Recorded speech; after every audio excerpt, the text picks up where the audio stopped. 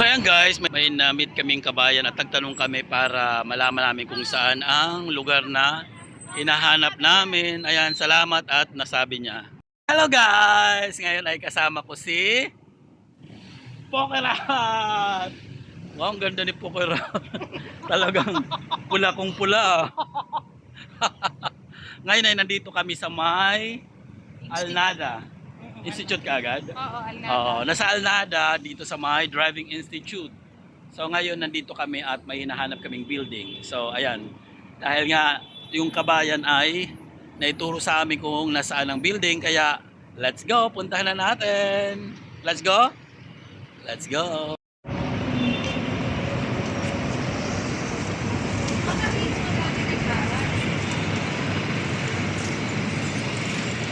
Ayan guys, finally nandito na kami at nakita ko na yung driving, yung Emirates driving. Ayan siya. Ayan siya guys. Emirates driving na yan siya.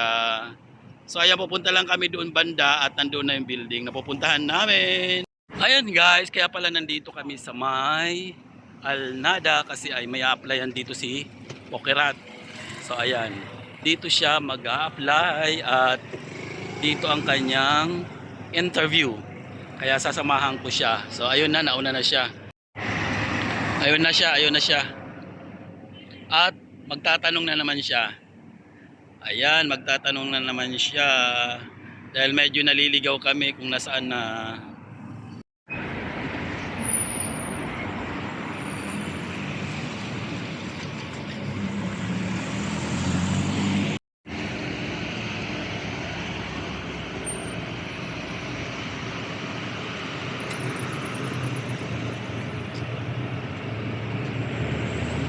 Ayan, malapit na kami sa building dito sa pupuntahan namin.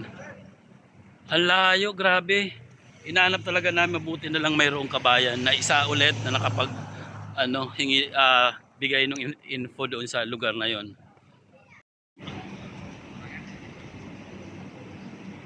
Layuan pa talaga itong lugar na hinahanap namin kasi backside ng Emirates driving, pero malayo. So talagang umabot ng mga ilang din, siguro mga 15 minutes walk. Ang layo, grabe. Ayun na nga si Pokerat. At nakita na yung building. Mabuti na lang. Nakita ng building, ayun na. Ayan na itong building na to. So nagtanong din siya kung Pokerat! Nasaan na? Dito na lang ako, magpapaiwan na lang ako. So ayun na siya.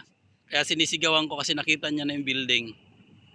So ayan, hintayin na lang natin dito. Ang layo, ayun na siya. Ayun na. Hindi ko na makita. Nakala ko nakaalis na siya, mali pa lang napuntahan niyang building. So ito na ang building na tama. Ayan na. Al Rehab. Tuloy ka na? Nandiyan na yung Okay, sige. Hindi. Tawag nito? Tawagan mo lang ako. Mga ilang minuto.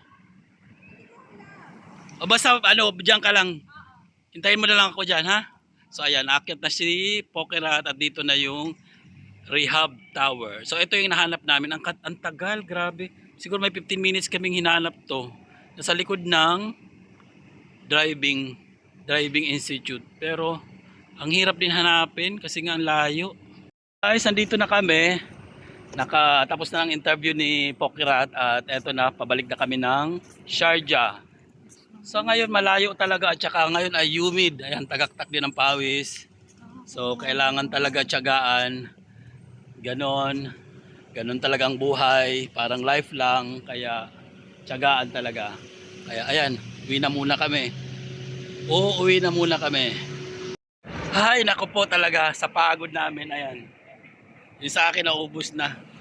Anong mo? Ano yan? So pareho lang kami. Ewan ko yung pareho kami daw. Tapos ewan ko yung sa akin. Ano ba yun? Pareho kami soft drinks. Hindi ko alam yung sa kanya yung in-order niyang yan. Okay?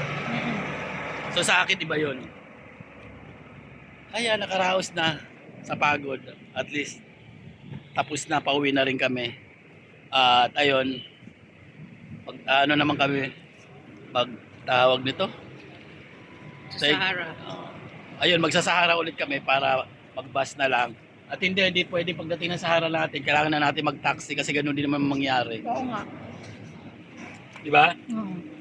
Kasi mangyari doon, bababa tayo ng subway. Doon sa may first subway, ang layo ng lalakarin. So ganun din ang babayaran natin. Ano ba? Yesterday. Kaya ang gagawin natin, magta-taxi Hindi tayo. doon sa may ating banda? Kasi di ba magbabas tayo? Pag nagbas tayo doon tayo sa malayo yung tinuturo natin. Ay, Diyos ko. So doon kami bababa.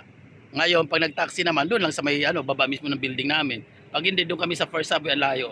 Maglalakad na naman ng pagkalayo.